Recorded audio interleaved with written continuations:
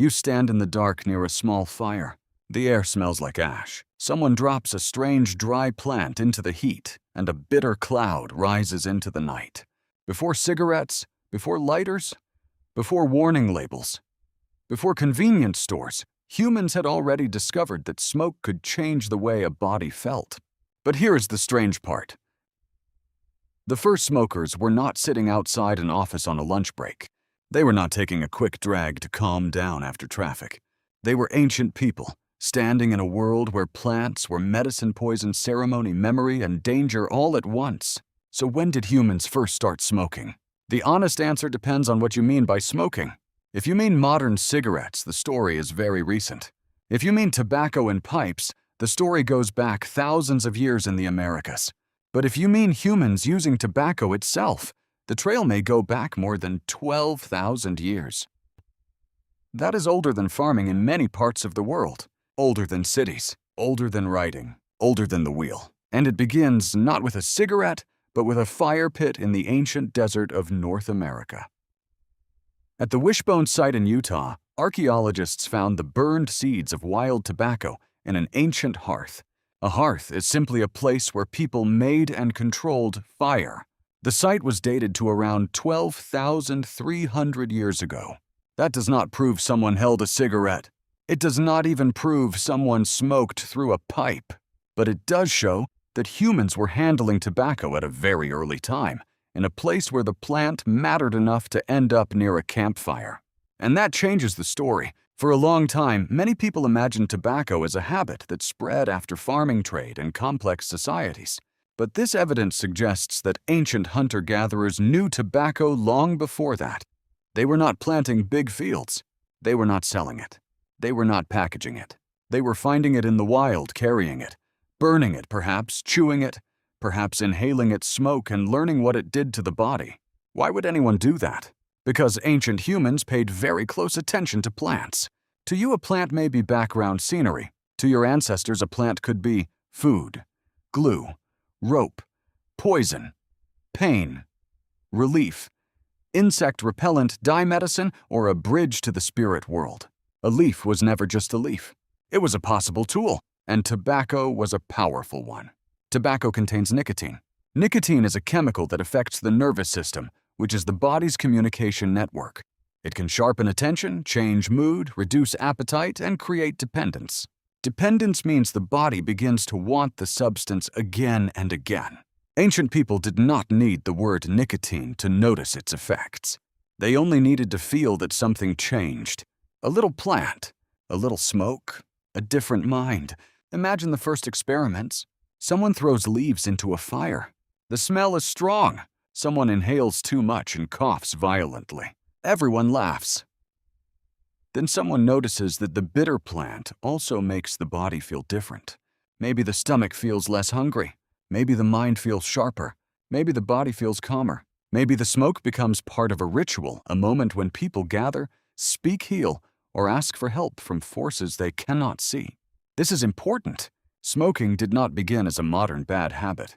It likely began inside a much older human habit experimenting with the natural world. Humans have always used fire to transform things. Fire turns raw meat into cooked food. It turns clay into pottery. It turns darkness into a circle of safety. And it turns dry plants into smoke that can enter the body through the lungs. That made smoking very different from eating. When you eat a plant, the body has to digest it. When you inhale, smoke, chemicals can reach the bloodstream quickly. Ancient humans may not have explained it that way, but they could feel the speed.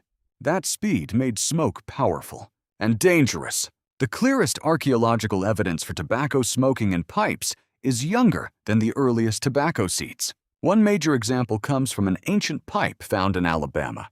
Researchers studying residue inside the pipe detected nicotine, the chemical signature of tobacco use. Animal bones found with the pipe were dated to roughly between 1685 and 1530 BCE. That is more than 3,000 years ago. So by that time, people in North America were not just near tobacco. They were using smoking technology. A pipe is not just an object. It is a tool designed to control smoke. That means someone understood the plant, the fire, the airflow, and the experience. They knew how to make smoke usable. They knew how to turn a burning plant into a controlled human practice. That is a huge step. Think about what a pipe means in an ancient world. It can be carried. It can be shared. It can be decorated. It can be used in ceremony. It can mark identity, status, trade, and belief. In many indigenous American societies, tobacco became deeply connected with ritual life, not simply because people wanted a buzz, but because smoke itself had meaning. Smoke rises. Smoke disappears. Smoke crosses the boundary between the body and the air. It turns a solid plant into something invisible.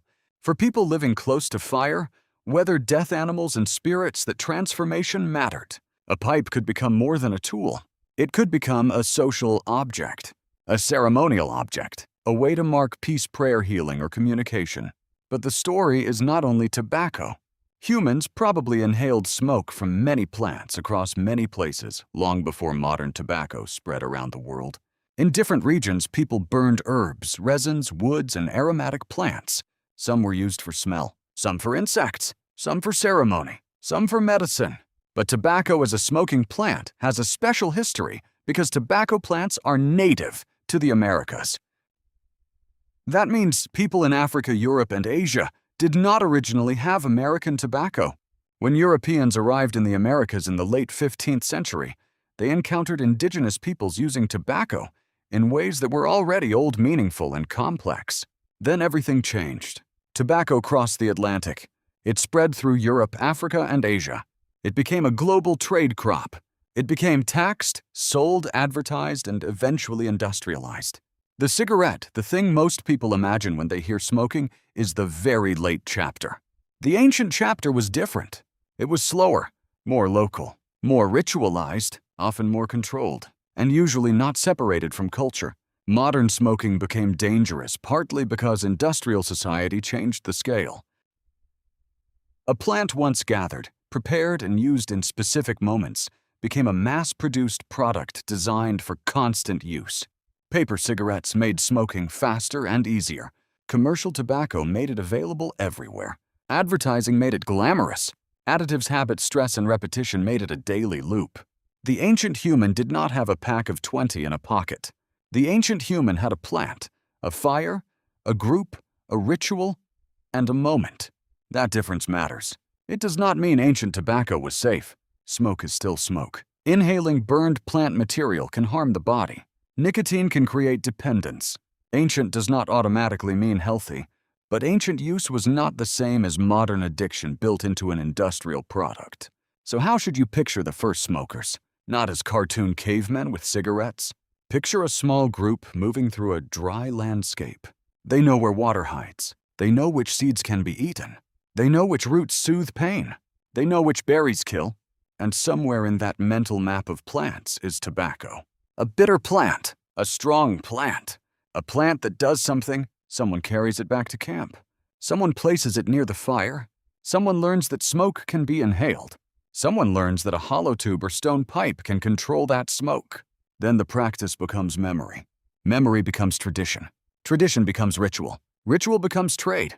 Trade becomes empire. Empire becomes industry. And industry becomes the cigarette. That is the long arc. From wild tobacco seeds in an ancient hearth to a global habit that changed economies, medicine, politics, and human health.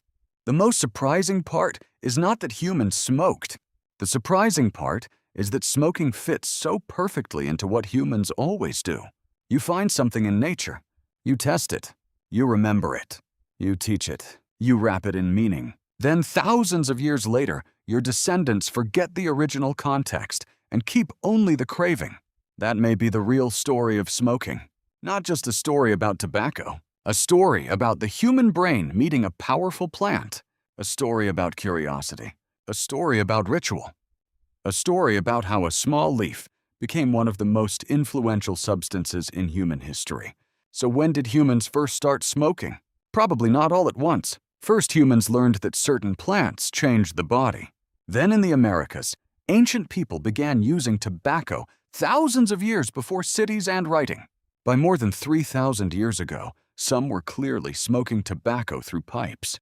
And by the modern age, that old plant knowledge had been transformed into something completely different. A product, A habit, an addiction, a warning label. But if you go back far enough before the cigarette, before the factory, before the lighter, you end up beside a fire in the ancient desert. A bitter plant enters the flame. Smoke rises, someone breathes it in, and humanity discovers that even air can become a drug.